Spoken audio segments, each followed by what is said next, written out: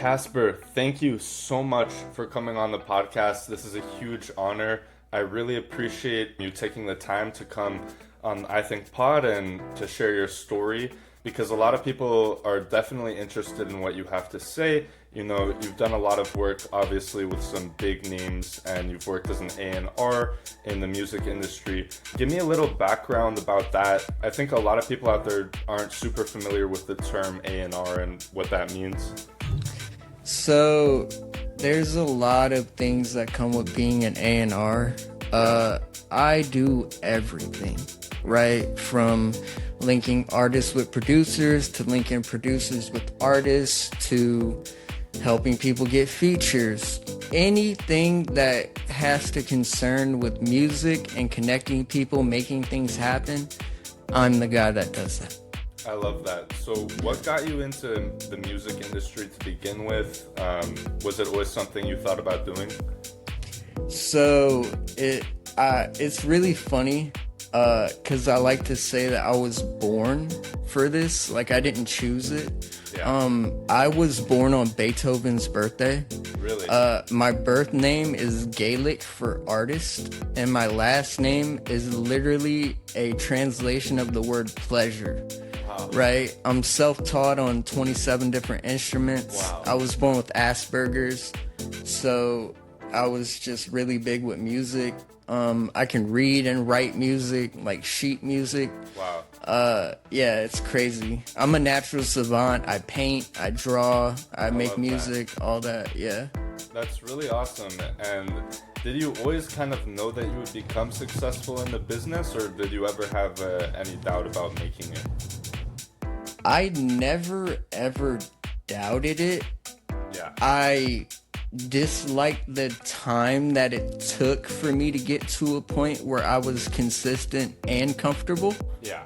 But I honestly feel like the come up and that struggle and the working to try to find that success, I feel like that's where the majority of your fun in this industry is. Yeah. Like becoming the artist and that, oh, we're on our way. That's when it's fun. When you reach that peak and, oh, we have something here, what do we do with it? Yeah. That's when you're either going down and staying down, or you're gonna make it back up another loop. So that's where the make or break comes, and I feel like a lot of artists don't understand that. Yeah, this is supposed to be fun and enjoyable, but at a certain point, if you want to go to a certain place, you have to be willing to turn this into a full-on business. Yeah. And be ready to just put 1,000% in. Yeah, I love that. I love the idea of treating it like a business. You know, personally for podcasting, I see it that way as well. I've been trying to treat it like a business lately, in order to kind of expand and get myself out there. And so I'm really interested in your line of work, because I did actually intern at a studio before. I was working as an engineer, actually. Mm-hmm. And I was interning and working at a couple different spots, and I realized immediately how cutthroat the music industry is.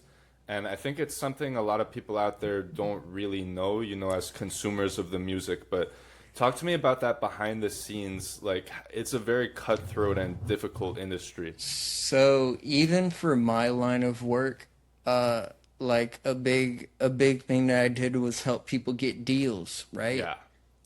So I've read in on a lot of these contracts, and being an artist myself, I've also got big contracts that I've entertained as well. And knowing what I have to kind of get somebody okay with and into versus, you know, just reaping the benefits from it. Yeah. Like knowing the outcome versus just give me the money from it. It weighed heavy on me. I'm not gonna lie. Yeah. So you felt it was kind of like an ethical dilemma at times. Yeah. Yeah, that makes sense. And yeah, I can imagine, because it's a very high stakes industry. It's incredibly fast. Like, here's a hypothetical, right? Yeah. imagine insert random major label name here calls you and says, "Hey, I have $150,000 for you.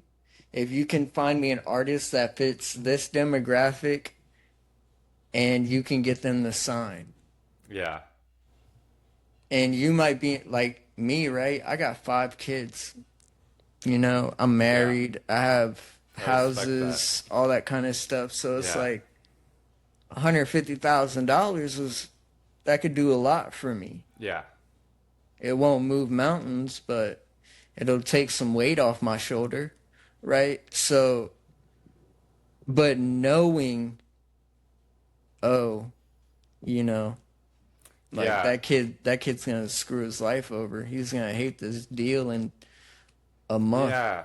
you know, like Yeah, I can imagine. I never thought about that, but I'm sure you encounter those kind of situations frequently. You know, part of being an entrepreneur is making tough decisions, and it's something I talk a lot about on my podcast. Is, you know, we have to make tough decisions sometimes, but it comes down to whether you can sleep at night knowing you're doing a positive thing. And yeah, I really just respect everything about your vibe and your hustle when it comes to music. And so you've mentioned that you spent a lot of time working for um, Empire, is that correct? And the label, doing business with them. You spent time with Future, of course. Talk to me about Future. What was it like working side by side with him? What was your sort of creative relationship with him like? so I actually got with Future as a favor for Kevin Gates. Yeah, So Kevin Gates got me linked with him after I got out of prison.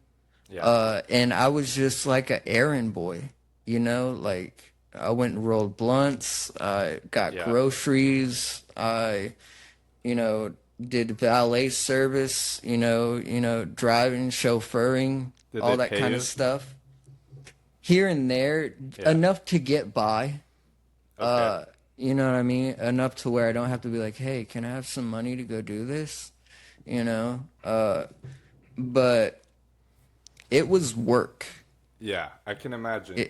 It was work. You Yeah, know, was it cool? Yeah. yeah, Yeah, it was. For the younger me being fresh out, coming from where I came from in New Orleans. Uh so it was definitely big for yeah. me to get out, be in Atlanta and kind of see other things. Um I didn't appreciate it as the gift that it was until much later.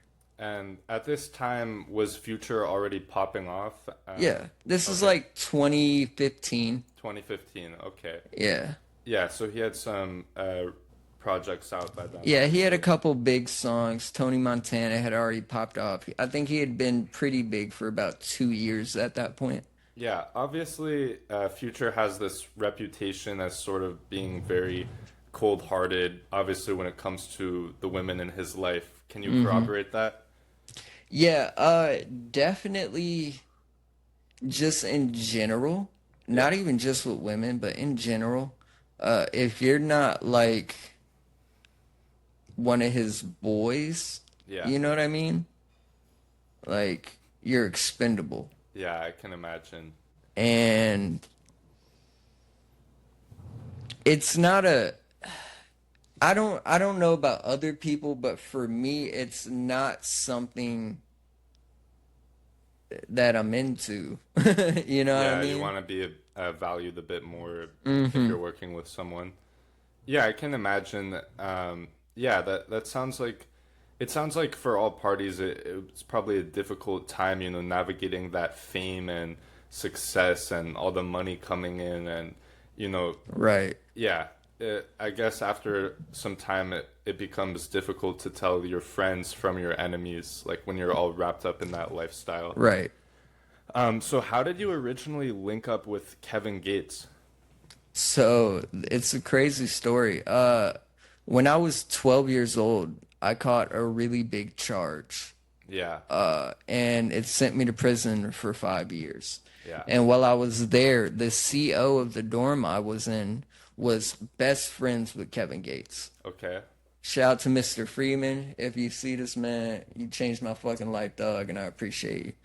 But Kevin Gates would come and like FaceTime and like judge ciphers and shit like that. He would come and, you know, pop in, do little mentorships and shit like that.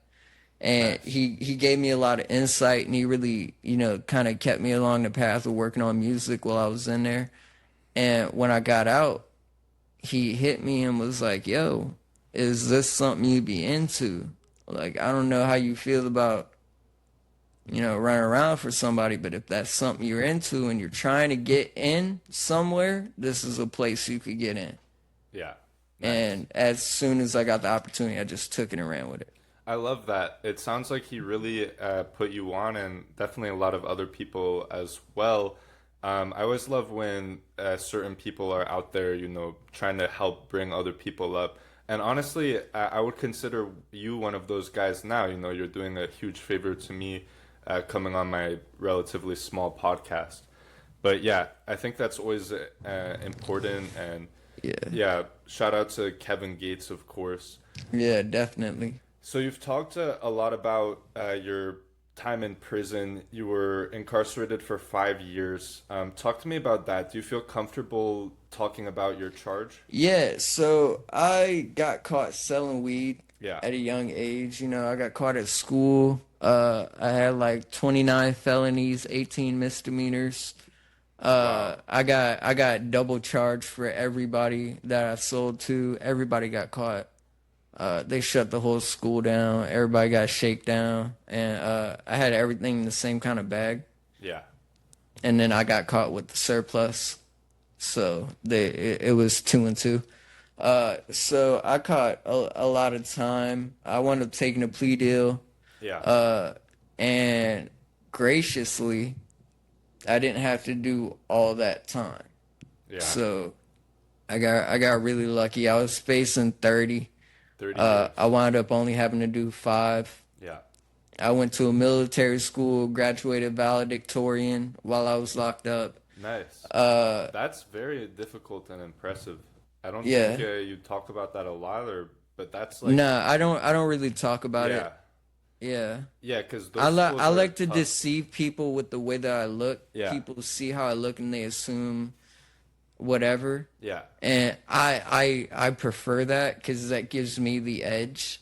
Because Yeah. then when you talk to me and you hear how articulate I actually am, and like you hear more about me, you learn more about me, bro. I'm like a cartoon character, dude. I got lore, yes, bro. you do. Like I've been around for so long. I've been in so many different scenes and made my way in so many different circles. I really do respect that about you, and I wanted to ask regarding your charge. Obviously, you did 5 years for the weed charge, and now, do you feel any like resentment towards the state and everything because it's so legal now and people aren't doing that kind of time for weed anymore? So it's funny because I'm actually in the process of running a legal like weed dispensary. Really?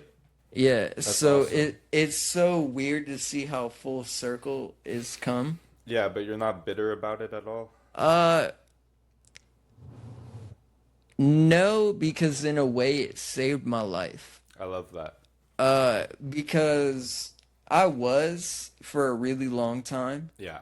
But looking back on it now, like I was, you know, turning 13 when that happened. I'm gonna be 28.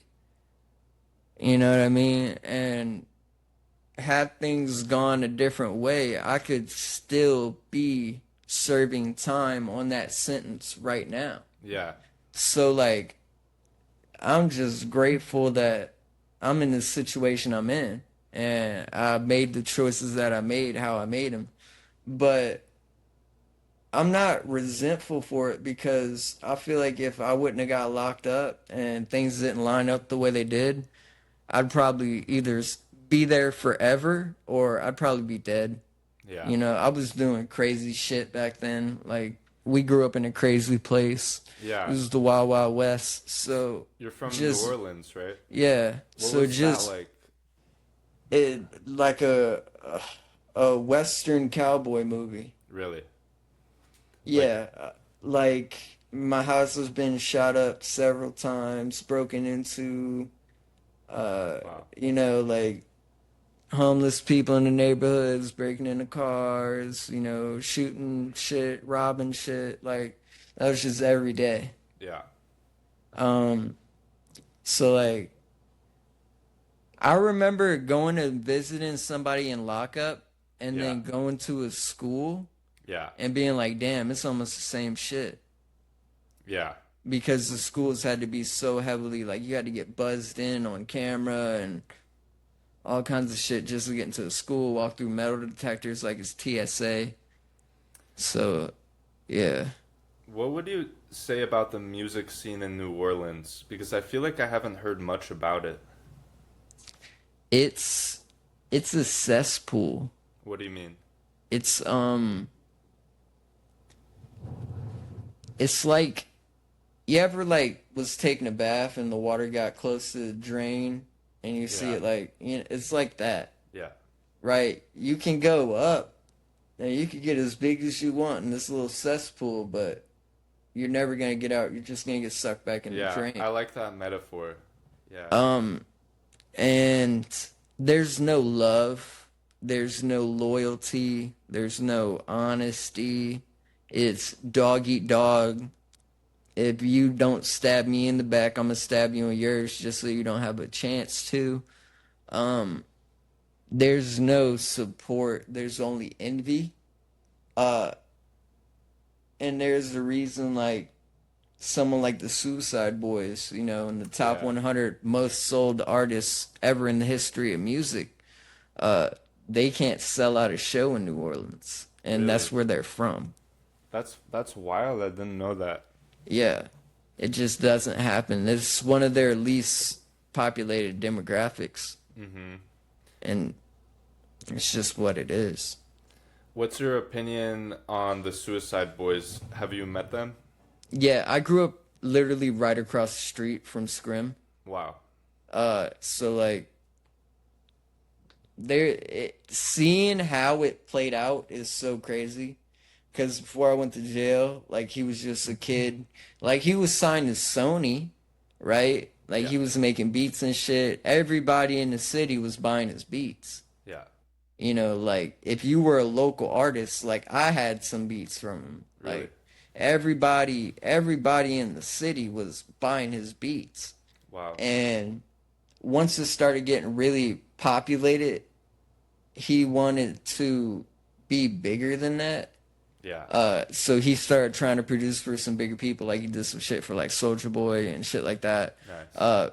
So he kind of didn't want to be associated with the New Orleans rap sound. Yeah. He didn't really identify with that, and that's really what kind of shaped my sound too. Because seeing and hearing the music he made, it kind of, I was like, oh, I like that. Yeah. Like I really like that. Yeah, they have a And cult following. yeah, for sure, for sure. 100%. I'm sorry to keep bringing up artists, but obviously Now you're good. you spend a lot of time working with YoungThug. Talk to me about YoungThug. What was your creative relationship with him like? Super cool guy. Shout out to Jeffrey. Didn't really get to spend too much time with him. Yeah. I got to sit in like 3 different sessions with him. Nice. I got a feature with him. We don't know when it's gonna come out.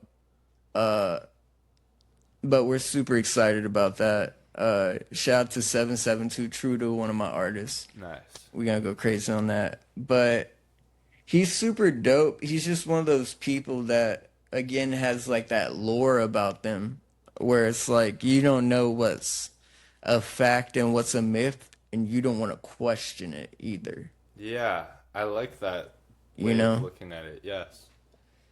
I treat all these artists that I meet kind of like characters because I'm never gonna get who you are when the lights are off and you're ready to go to bed at night. Yeah. And I'm aware of that. Yes. So I'm just trying to clock who am I gonna get? Yeah. I love And that. that's who you are to me. Yes. Yeah, I think that's fantastic, and it makes a lot of sense, honestly. So Young Thug, obviously, he's been dealing with the whole legal situation. What's your opinion on that? Um, I have a lot of mixed emotions about the whole YSL case trial. Yeah. I just got so many mixed feelings about it. Like with the whole Woody thing, and like, is Woody a rat?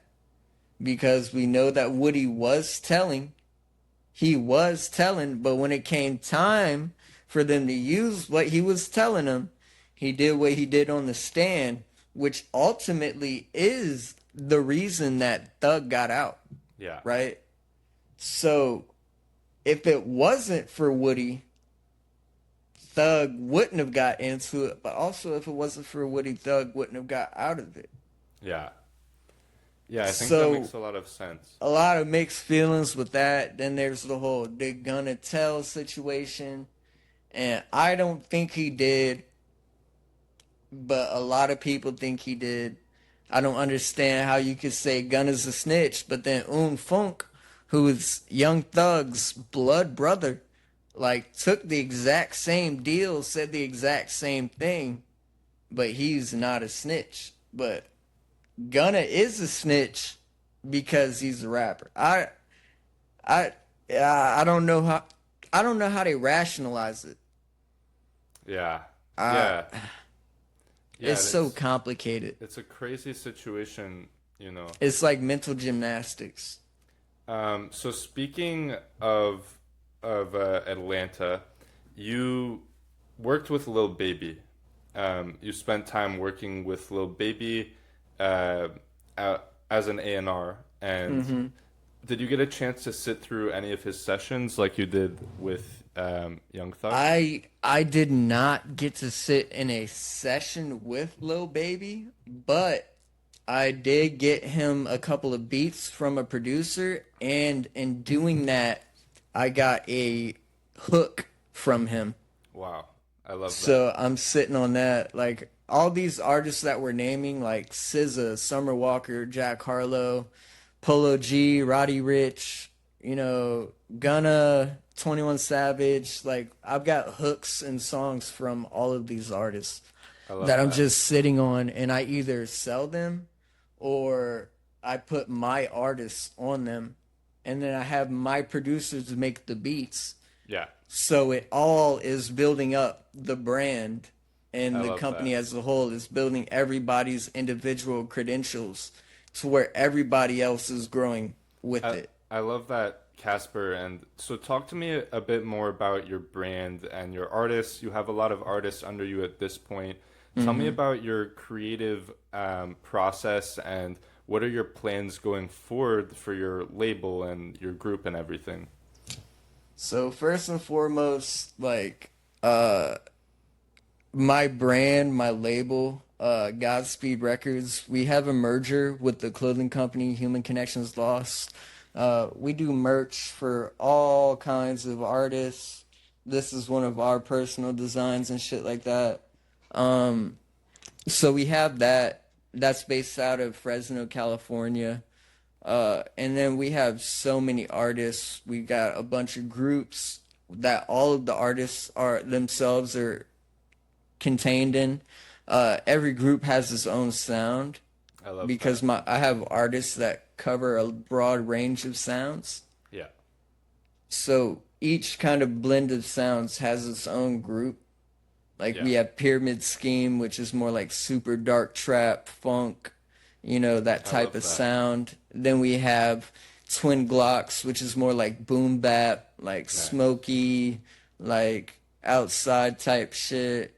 And then we have the Body Bag Boys, which is like really hard, like Atlanta inspired drill trap, you know what I mean? More mainstream sounding shit. Yeah, Uh, and we have so many different artists. We have Cheyenne Died from Dallas. Your recording just stopped. Oh, did it go back on? It said your recording just stopped. Okay, I think it just started up again, so it should be Okay, fine. we back? Yeah. All right, we're good. Um, Slight technical difficulty. yeah, sorry about that, guys. But you were just going off the list of the artists you've got. Yeah, so we have Don't Die Ty, we have Keyshada, uh, we have 772 Truda, we have a bunch of producers, you know, Pastor Sam, oh my God, DB Beats, Tunes, there's so many people. I love that. Foreign Records, there's so many people, so many names. I love We do that. everything. Everything's all in. 100%, and obviously, Kasper, if you ever have any artists who are coming up and you want to help get them promoted, you can have them on my podcast whenever you'd like. I really appreciate the favor again of you coming on.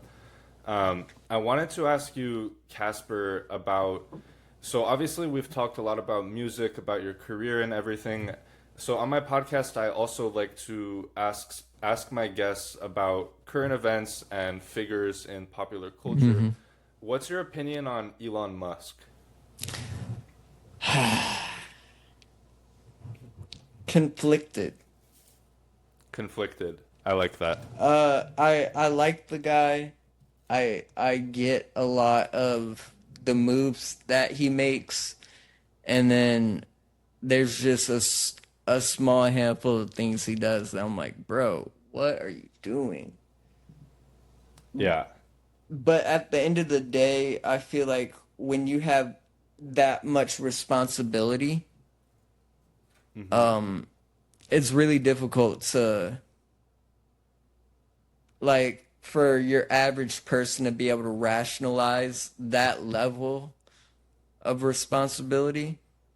And also for someone who's had it for so long, Yeah. it's very possible that he doesn't really respect it. Yeah, I think that makes sense. Because he's seen both sides of the coin. He's been very poor and he's been very, very wealthy. Yes, extremely wealthy. Particularly with Musk, I've always been a fan of him for a long time because of his work with outer space and his dream of getting us to Mars. Yeah, and that's where I really stand with him. Yeah, I love that, and I'm fascinated with outer space. In particular, I always ask my guests about if I came to you today with a ticket to go to outer space for free, would you go? My whole arm is aliens, Wow. spaceships, and That's awesome. yeah, absolutely. Yeah. I don't even care if it's a one-way trip. Really? Really? That's crazy. To be able to have the experience and die with that experience, Yeah. I think would be a gift in itself. Yeah. I like Regardless of the terrors that perceive with it, like to be blessed enough to be able to experience that terror is amazing. So I really love that answer, Yeah. that you're so down you would actually go even if it's a one-way ticket. It's surprising because a lot of people say they wouldn't go when I ask them that question. Why do you think that is? What do you think it is about your personality which allows you to go to space and others which confines them to Earth? I think a really big thing is I'm really grounded in who I am and what I am, Yeah. and where I've been and where I've come from. So having so many of the experiences that I have had and overcome, I feel like why would I turn down a once in a lifetime opportunity Yeah. when that opportunity presented itself at a once in a lifetime chance, right? So 100%. I think that in itself, I'd be like, like how could I say no? Yeah. Like I got 5 kids, bro. My genes are gonna spread regardless if I I'm love here or that. not. So Wow. Yeah, that's yeah, awesome. How old were you when you had your first kid? I was 19. 19. What was that like? Was it scary at Nah, first? No, you no. were just down for it the whole time? Uh, Essentially every girl I've ever dated had kids, Yeah. so I was more than used to it. Yeah. So it wasn't like a big crazy thing for me. Yeah. My cat's over here trying to get on Nice. camera. Yeah, I But mean, yeah, it wasn't it, like a shift in, because no. a lot of guys would tell me when they became fathers, they felt like a big shift in their way of thinking like about life, but you didn't feel like a big change. I came from a really big family. I Yeah. got 8 brothers, 4 sisters. Really? You know what I Wow. mean? So that's I 13 total? yeah. Wow. So I was used to it. You know what Yeah. I mean? Yeah, like taking And like care I of your. said, I dated chicks that had kids preferably Yeah. just because I like knowing that you have responsibility. Yeah, I think that's Like a huge thing. Yeah. you can't just fuck off. You can't just, not do anything. You have to have something going on. Yeah, I love that. I think Yeah. that is a big thing in and of itself because you mentioned even before becoming a father, you already had an immense amount of responsibility in your life. I think with a lot of guys out there, young men in particular today, they don't have that responsibility in really any form. So they are having kids much later in life. Or And not at all. yeah, or not at all. Do you believe that we should all be striving to have more kids? I believe you should do what your soul craves. Yeah, I agree with Because that. at the end of the day, whether me and you are going to sit on a podcast and talk about it or not, whatever anyone does, that's going to die with them. Our opinions of that person or what they did or who they represent or stood for or anything about them like means nothing. It's not going to go with them. You're right. So Yeah, that's a big topic. I don't really personally I don't really hold that type of energy in my soul because I know it's not going to matter anyways. Like striving to do a specific outcome is what you mean? Yeah, well, the people pleasing and things like that, Yeah. the pandering, Yes. I'm very blunt.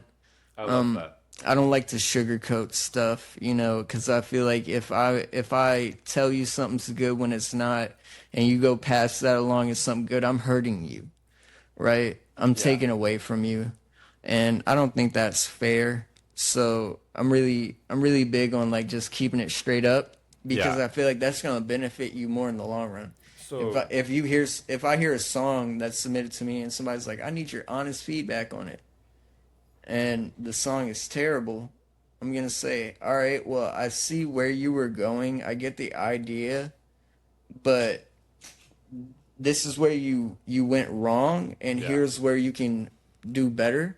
Mhm. And like I'll give you step by step instructions.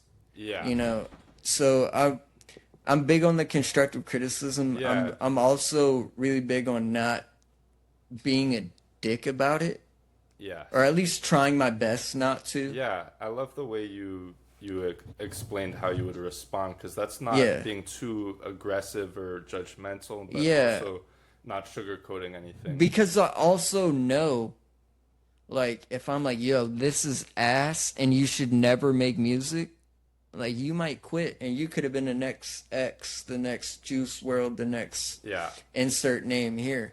Yeah. So I Um, I don't I don't ever want to be the hammer of judgment that seals your fate. I Like love that's that. not my place. Did you ever have a falling out with an artist you were working with due to, you being too judgmental of their feature or something like that? I've had falling out with artists for all sorts of miscellaneous What are things. the I got top robbed ones? by Lil Tracy. No Uh, way. No, yeah, that's over a crazy. feature. I was a huge fan of Lil Tracy. He robbed you. Talk to me about that. So I was pretty close with Gus, With Lil in Peep. in the circle and You stuff like knew that. Lil Pretty Peep. pretty That's early on, crazy, bro. like MySpace. You know what I'm Wow. saying? Yeah. Like so, like way back. That's Um, so crazy. we modeled clothes for the same clothing company. Wow. Uh, and we got around in the same circles a few times. This is actually how I met one of my other artists, Cheyenne Died. Yeah. Was in that same circle, but me and Tracy just didn't get along, and some things happened after he died, and somebody took a video of him on the back of a tour bus, Yeah. and me and that person had a little incident. Was that McConan? Uh-uh. No. Okay. I'm not gonna say his name. All right. I've already dealt with it. I had to go through lawsuits and all kinds of shit, so I just don't want to rehash it. Yeah. But if you do your research, you can find out who I'm talking about. You won't be able to find out what happened because I went through pretty good due diligence of getting it taken down everywhere. But I'm sure it still lives somewhere in the vastness. But me and this person who took a video of him Yeah. Of Peep. unalived on and posted it.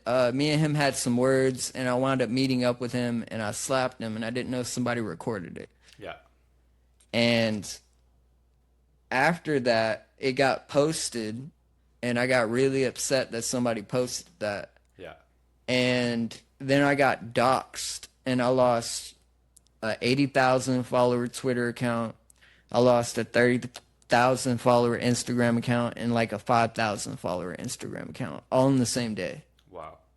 I got doxxed, like my public information, my social security number, like all kinds of shit got leaked. Crazy.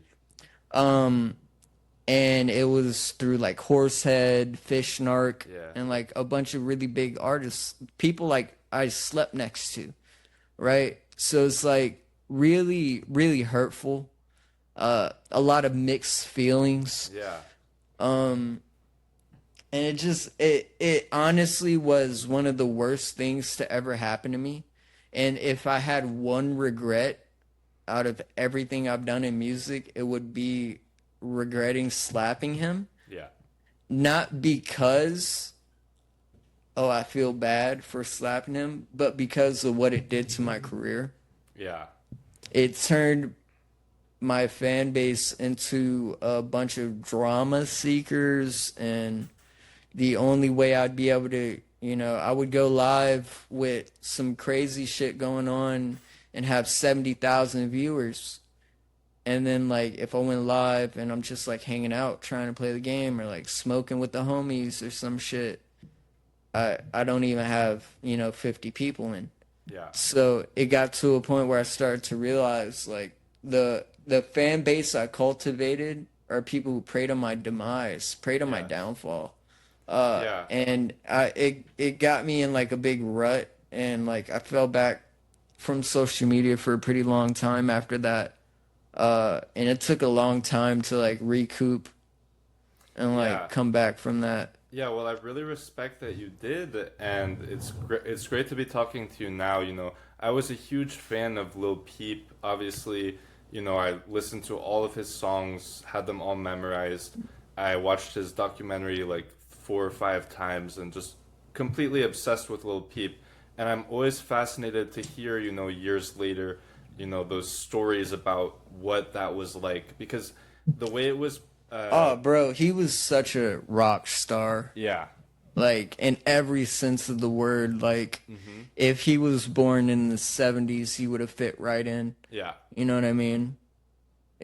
it's tragic, but I would be remiss if I didn't say it wasn't 100% expected. What do you mean by Like that?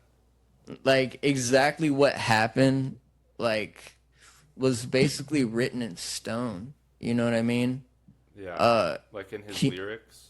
not only in his lyrics but in his lifestyle. Okay. Um he was really like that. Yeah. Uh the person he portrayed in his music was him. Mm-hmm. Uh he was a womanizer. You know what I mean? He loved that. He was like a sex symbol, he felt like. You know what I mean? Yeah. And he loved that. Like Yeah. what that did to his ego was very damaging in my opinion.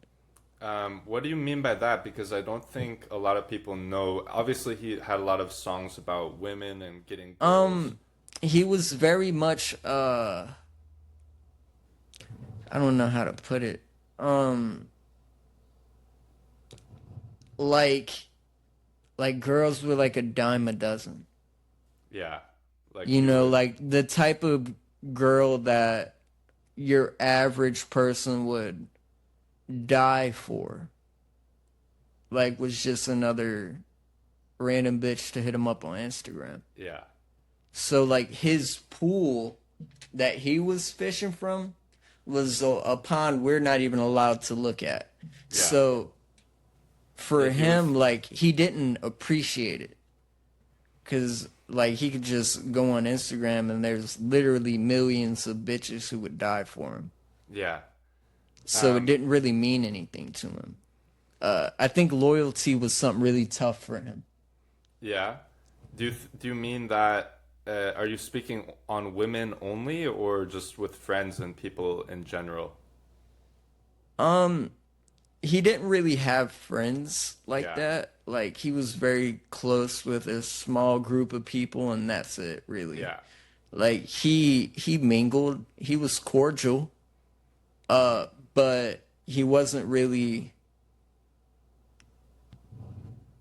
he wasn't the kind of guy to like sit and hang out. Yeah. Yeah. Of You know what I course. mean? Do you think he was Like busy? even when I met him, like I mean, he was like 16, 17. You know what I mean? Like Yeah. so it was weird. Uh seeing how fast he went from like nobody to everybody knows who he is. I think that was the scariest thing. What do you mean? Uh and I think I just in like being somebody that nobody really knows, like where there's no repercussions for like saying something stupid, Yeah. right? So going from I can do whatever I want to oh, I can do whatever I want, Yeah. right? Like, oh, I want to get high. I'm going to get the best drugs and I'll probably get them for free, Yeah. right? And nobody's going to tell me stop or no. Nobody's going to discourage anything because I'm the guy. Yeah. So you met Lil Peep when he was 16, 17, back in the MySpace days. What was your initial impression of him the first time you met him? I just thought he was a really cool kid. Yeah. I thought it was so crazy that as young as he was, he had so many tattoos. Yeah. 'Cause I had a couple, but I didn't have anywhere near as many as he did. Yeah. And he was just a year older than me. So it was like super crazy like seeing that. Yeah. Uh and his sound was so different. Yeah. Um it was weird seeing him like seamlessly be able to rebrand himself and like almost like nothing happened and grow even bigger. Was super crazy to see because I had also rebranded and I had the exact opposite effect. Yeah. I went from making one kind of sound to the sound that like I wanted to make and that I had always made but didn't put out. Yeah. And I didn't get the same reaction.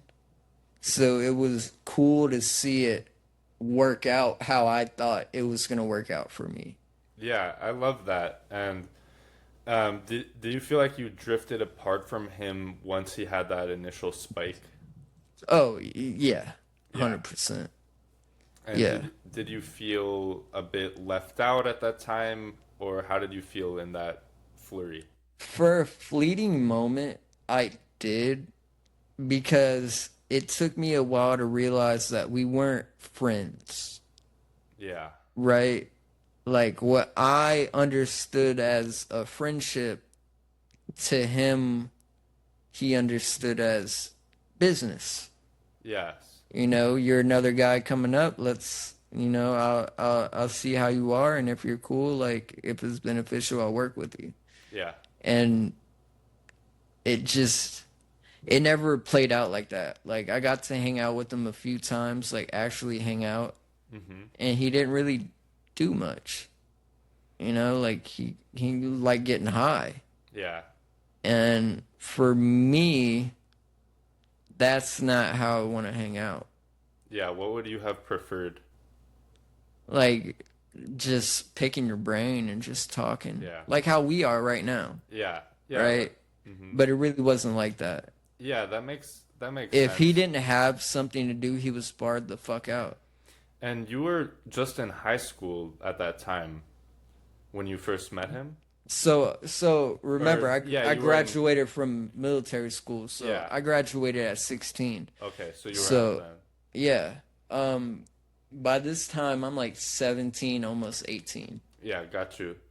Um, So it was definitely very different, and like our lives were completely different. yeah. Like things for him kind of fell into place relatively quick, whereas for me, instead of having a ramp built for me, I had to go source the material to build the ramp. You know what I Yeah. mean? Why do you think he had it built for him? I think it was written that way.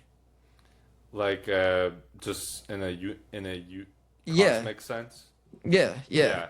I think Yeah, I I think think who he was, what he represented, played out exactly how it was expected to. Like you couldn't have wrote a better book, you yeah, know?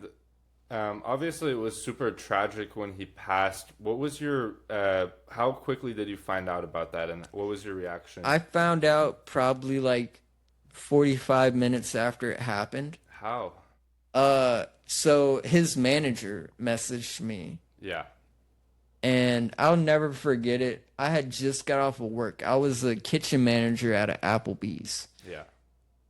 and I had just got off work, and I got home.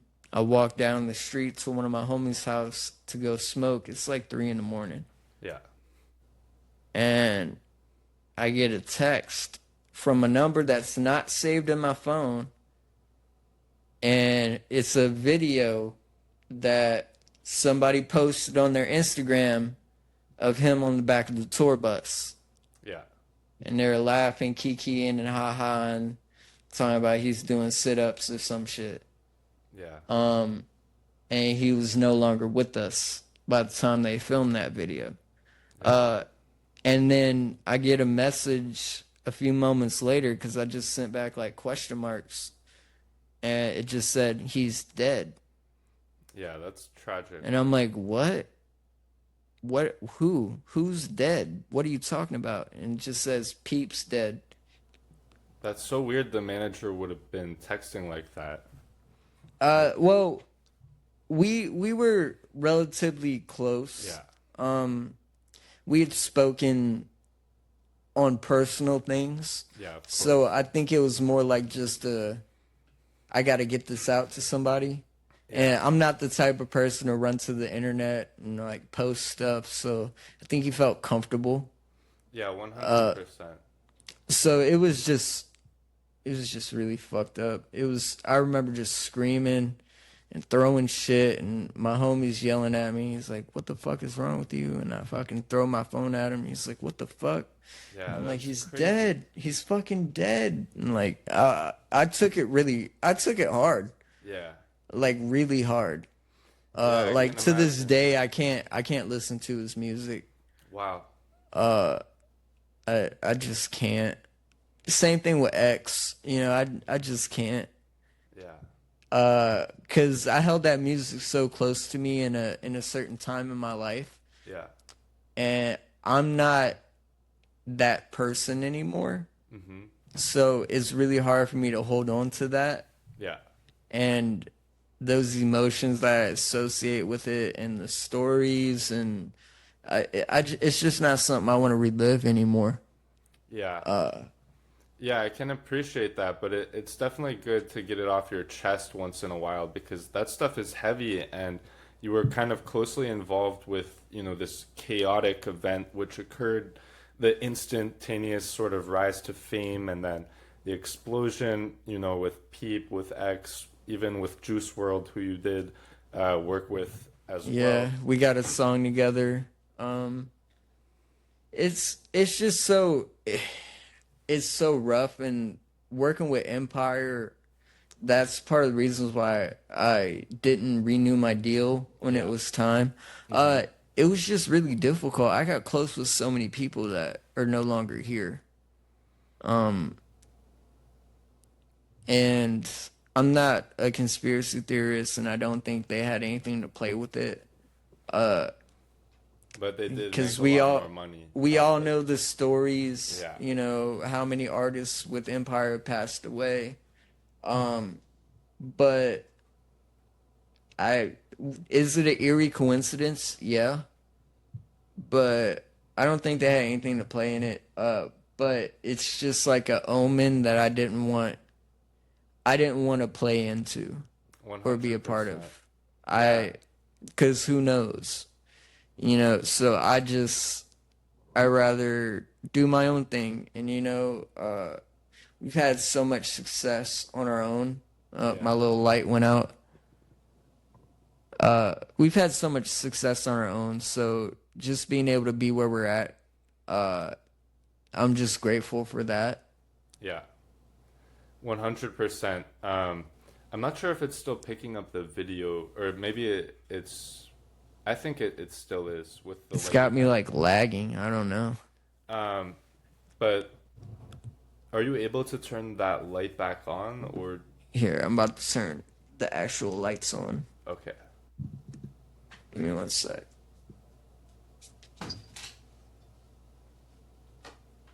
There we go. Wow. All right. Yeah, sorry guys, just some technical difficulties, but We're all okay.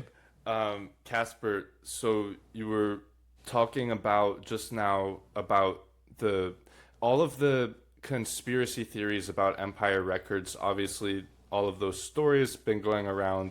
A lot of artists have been dying from there. Your opinion is that it's an eerie coincidence, Yeah, but nothing more than yeah. that. Uh, I mean, I can't.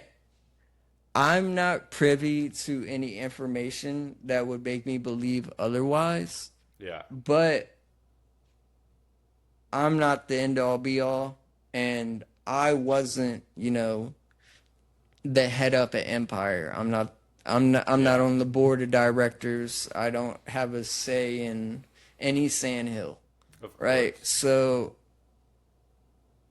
could something be happening? It's possible. Yeah, Uh, there's a lot of coincidences, yeah, but from what I've seen, it's just the type of people.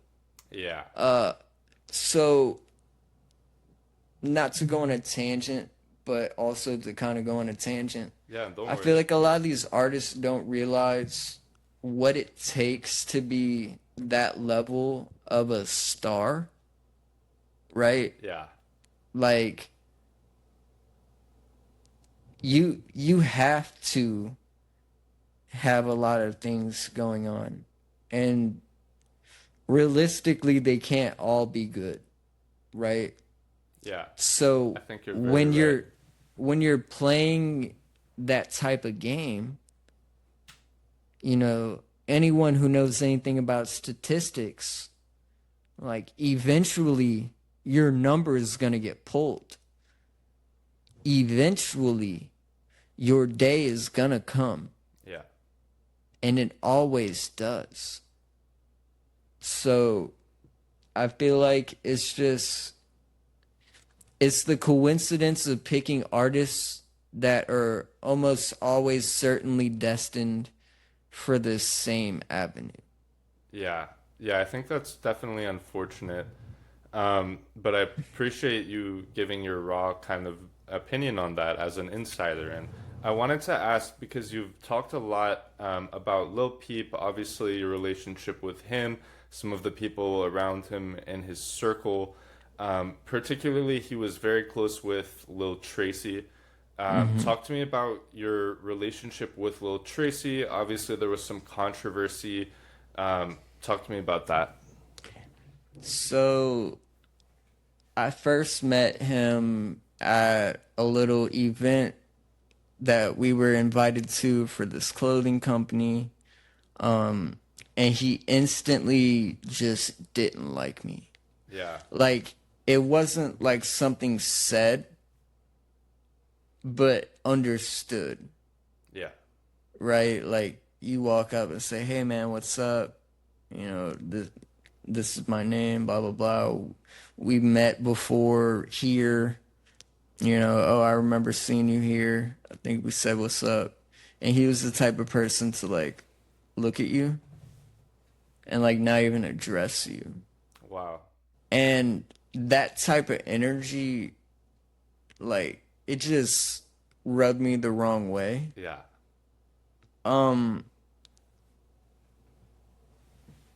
And after everything that happened, Yeah. I randomly out of the blue in like 2018, I want to say it was like June or July of 2018. I get hit up by Vamp, one of his producers. Yeah. And he's like, "Yo, Tracy wants you on this song. It's gonna be $875." And I was like, "Okay." He's like, "Yeah, if you could send me that, like."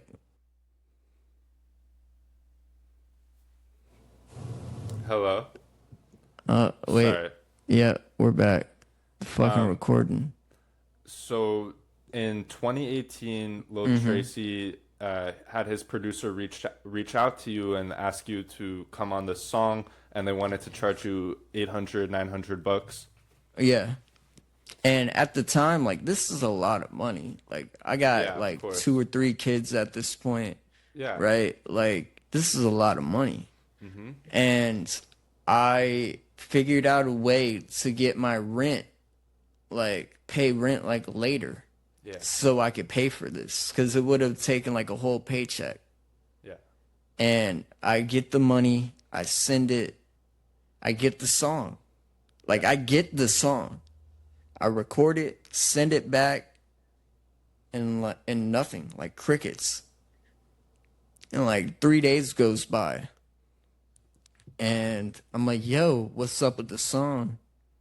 And he's like, oh yeah, he had to go do some stuff. He's, you know, blah, blah, like just giving me bullshit. Like he just kept running me in circles for a whole week. Yeah. And now I'll never forget on like day 8, I go to hit him up like early in the morning. I just woke up.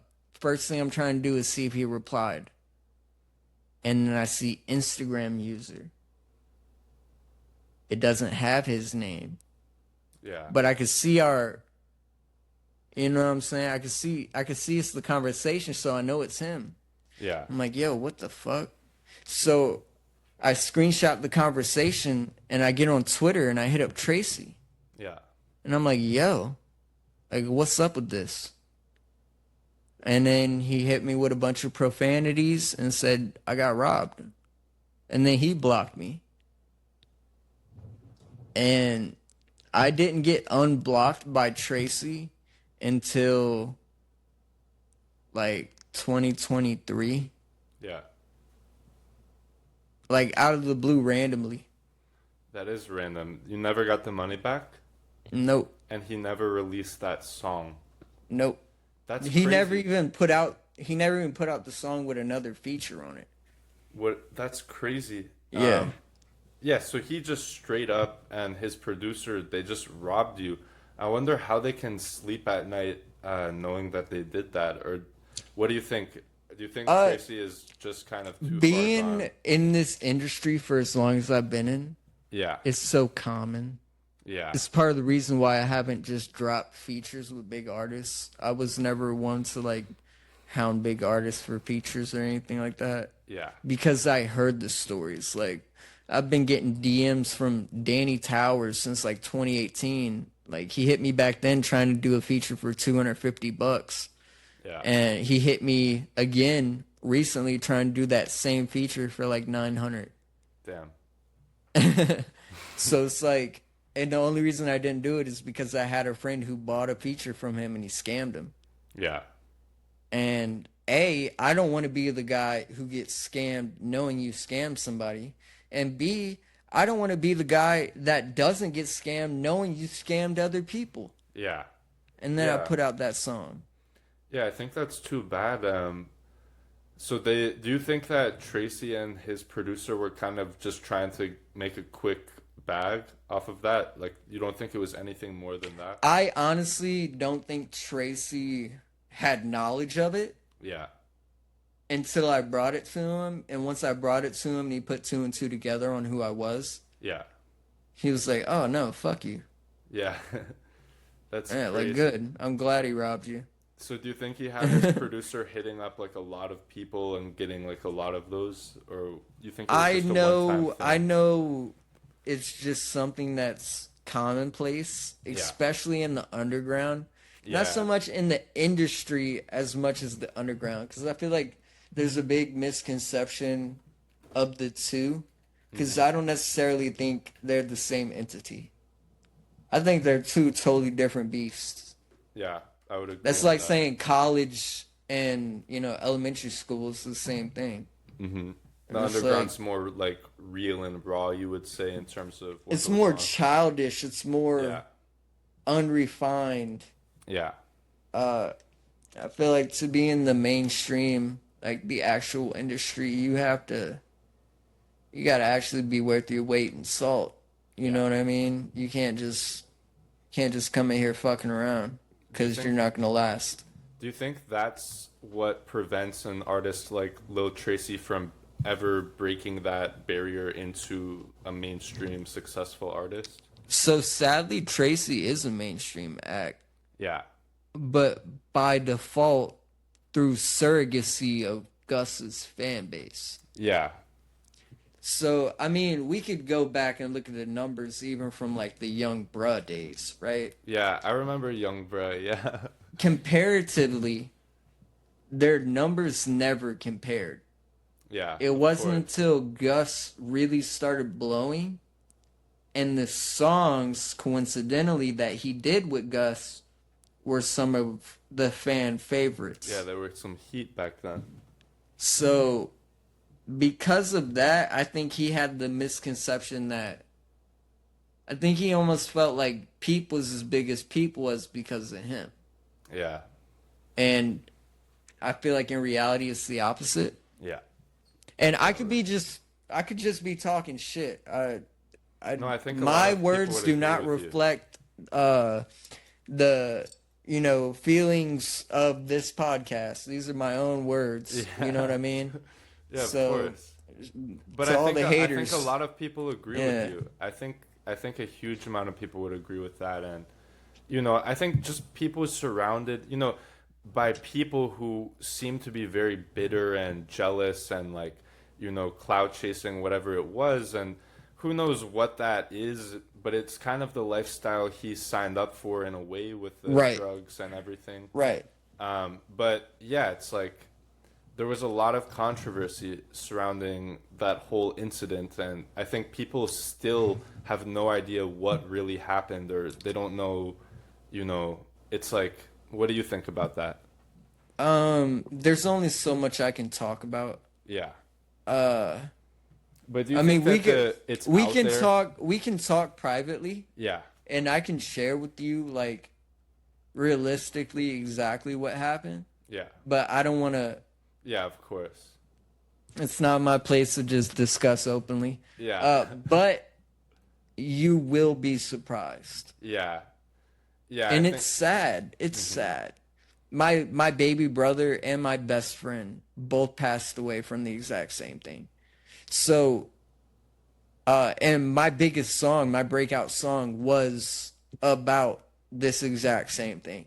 So it sucks. It's really bittersweet.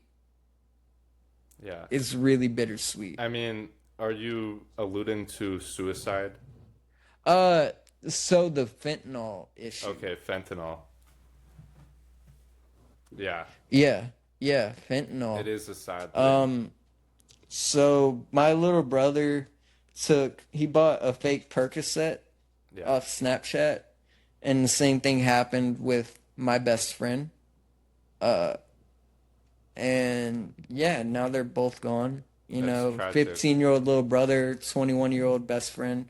Wow. So it sucks. Yeah. And my biggest song is literally called Melly's song, Rest in Peace.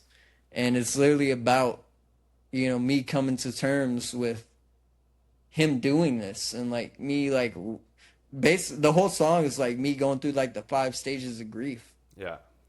Like, you know, like denial and anger and like how could you? And eventually into like acceptance, like, and it was really bittersweet with that song like taking off. I think it's Yeah. like just under 40 million streams on Apple Music right now. And Yeah. Wow.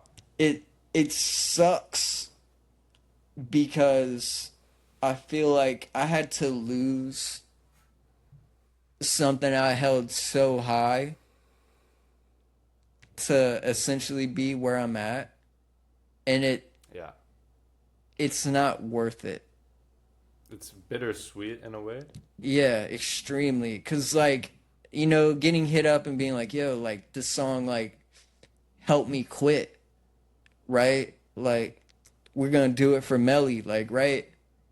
To like and like just have to sit and be like, yeah, thanks, man. Like I'm glad I was able to do that for you. And like Yeah. hearing the stories and it's like it's so bittersweet, like knowing the impact and then like also knowing the reality. Yeah.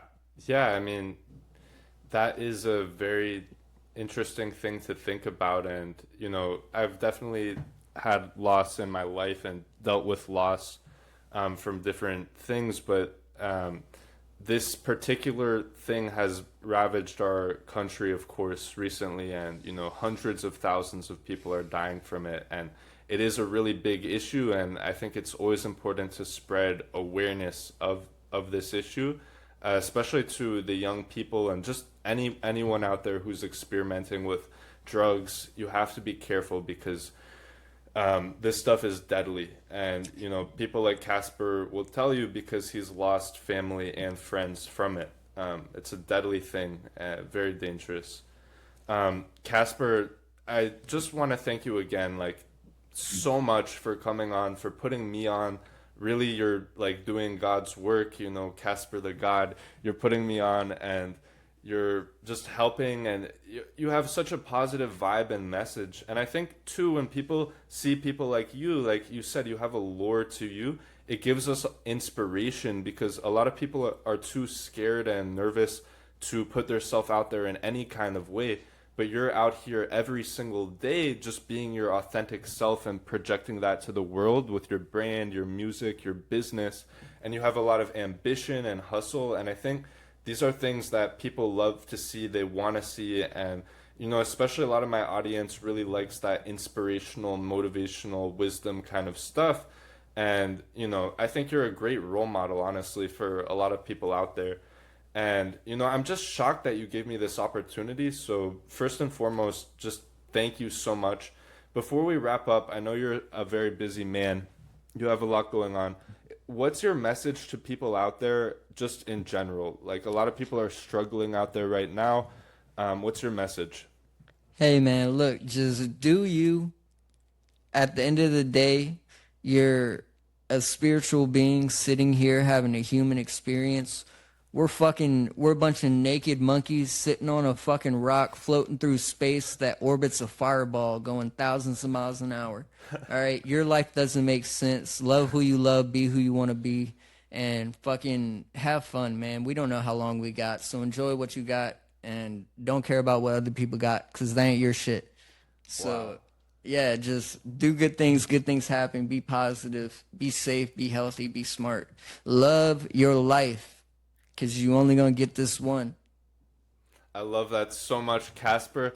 That was an amazing message. I support every word you just said. And, let's end the recording now in 3, 2, 1.